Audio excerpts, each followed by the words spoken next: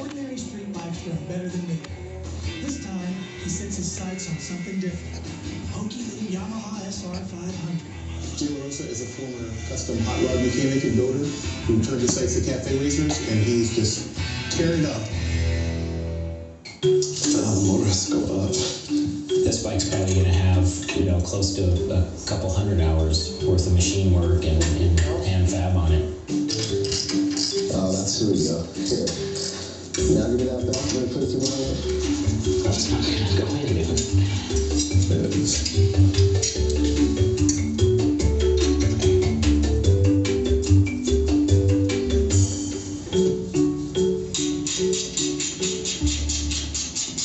Motor is in.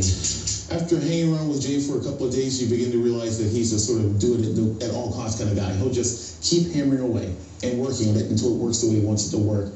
So we used the stock SR rotor, but we adapted a Brembo brake, so we space the wheel ourselves and machine this bracket to hold the Brembo caliper. Yamaha cut a lot of corners when manufacturing the SR500. They didn't charge much for them. I think brand new in the late 70s, they were maybe $1,600 brand new. Hurry up! No, I was kidding. What Jay's going to do is he's going to put modern sport bike brakes from a Ducati on them. He's putting modern sport bike forks from a Suzuki GSX-R750 on them. This is top flight suspension stuff. And he's going to put this in this tiny motor that's been souped up a little bit and make something sort of a mid-level cafe racer. If he can pull that off, that's impressive.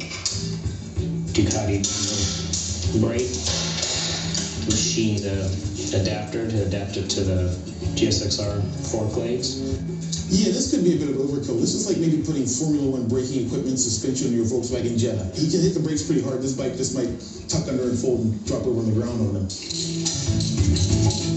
I mean, your hands sound like a ratchet. Ratchet hands. If a certain part doesn't fit on a bike, we make it fit, whether it's machining, cutting out, welding. We'll make it fit. If it's the right part we want to use, we'll make it work.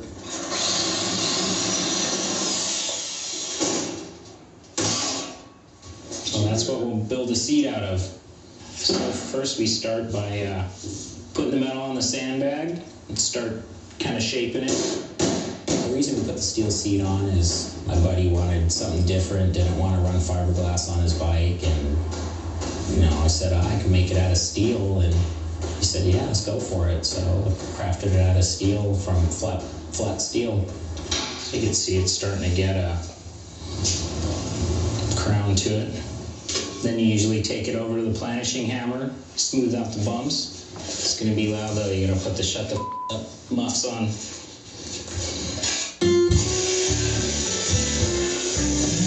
Basically takes place of you taking a hammer and beating it. It's an air-operated machine that goes back and forth with the die at super high speed and smooth out the dents.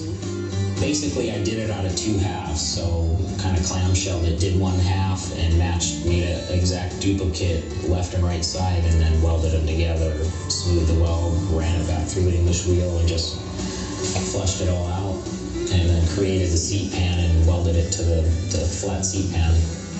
This was made out of 2 pieces of steel.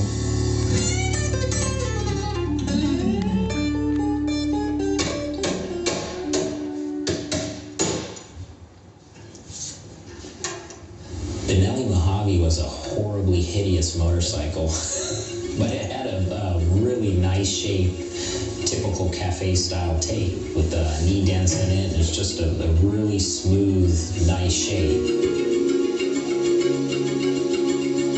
This bike's really going to handle and stop like a modern sport bike, which changes everything, changes all the characteristics of the bike. So this bike's going to be really fun for just cornering, and it's going to be fun to ride.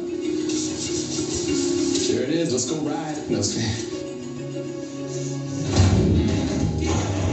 On the next edition, join Cafe Racer as Jay's single-cylinder Yamaha is put through the paces by pro road racers, then their mom.